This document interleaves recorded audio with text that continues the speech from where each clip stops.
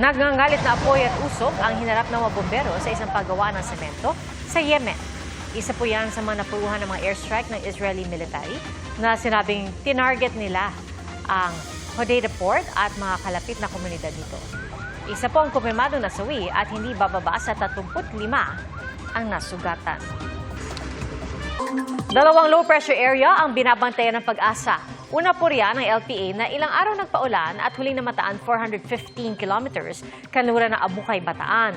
Ayon sa Pag-asa, papalayo naman yan at wala nang epekto sa bansa.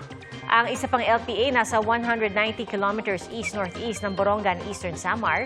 Sa ngayon, mababa ang tsansa nito maging bagyo pero mararanasan ang direktang epekto nito sa ilang bahagi ng Visayas at Mindanao. Easterlies naman ang patuloy na maka-aapekto sa natitirang bahagi ng bansa. Kinulayan po na agaw pansing mga hot air balloon ang gabi ng taunang music festival sa Pampanga. Matitingkad at sari-sari ang mga disenyo at iba-ibang hugis ng mga pinalipad na dambuhalang lobo. Kinagiliwan ito ng mabata at pampawi rin ng stress ng ilang dumalo. May mga performance din na lalong nagpasaya sa pagdiriwa at ang grand finale, fireworks display. Ayon sa mga organizer, mahigit 100,000 ang dumalo sa 2 araw na pagtitipon.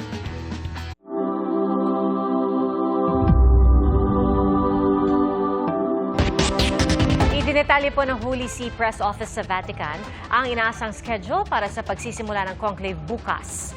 Sa umaga, sisimulan ito sa isang misa na magaganap sa St. Peter's Basilica. Pasado alas 9 ng gabi sa Pilipinas, tutungo sa Apostolic Palace ang mga kardinal mula sa Casa Santa Marta para sa pagpasok sa conclave. Sakaling wala pang mapiling Santo Papa, magpapatuloy ang botohan hanggang sa Huwebes. At inaasahang makikita ang usok alas 4:30 ng hapon o kaya alas 6 ng gabi dito sa Pilipinas. At para sa ikalawang bugso ng botohan, posibleng lumabas ang usok alas 11:30 ng gabi o di kaya 1:00 ng madaling araw, oras sa Pilipinas. Matapos ang botohan, magkakaroon din ng padasal sa Sistine Chapel hanggang sa makabalik ang mga kardinal sa Casa Santa Marta.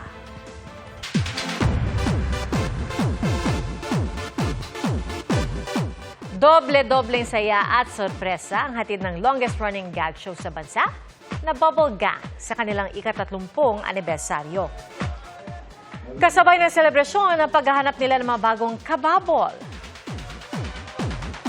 Siyempre, gusto natin yung gang na word sa Bubble Gang, maging totoong gang talaga. Mas malaki, mas malawak, tsaka mas marami ang nasasakop na tao at tsaka humor sa society. Actually, yun naman ang pag-adapt natin sa bagong comedy, ika nga, di ba? We're looking for new talents na dalawang ways yan eh. May matututunan kami for sure at the same time. May sekretong proyekto rin si comedy genius Michael V. at si Paolo Contis na malalaman daw natin sa takdang panahon. Salamat po sa inyong pagsaksi. Ako si Pia Arcangel para sa mas malaking misyon at sa mas malawak na paglilingkod sa bayan. Mula sa GMA Integrated News, ang News Authority ng Filipino. Hanggang bukas, sama-sama po tayong magiging saksi!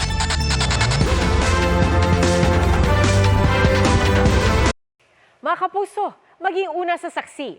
Mag-subscribe sa GMA Integrated News sa YouTube para sa iba't ibang balita.